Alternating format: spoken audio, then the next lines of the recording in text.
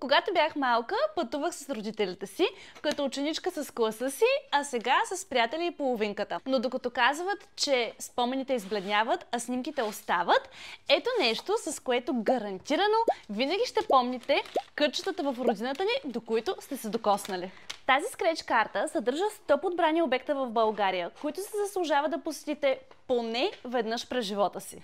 А когато изтриете посетената дестинация, се разкрива картина, рисувана от български художник на ръка. Най-хубавото е, че на картата са отбелязани границите на всички 265 български общини, което може да ви даде още идеи за места за посещение.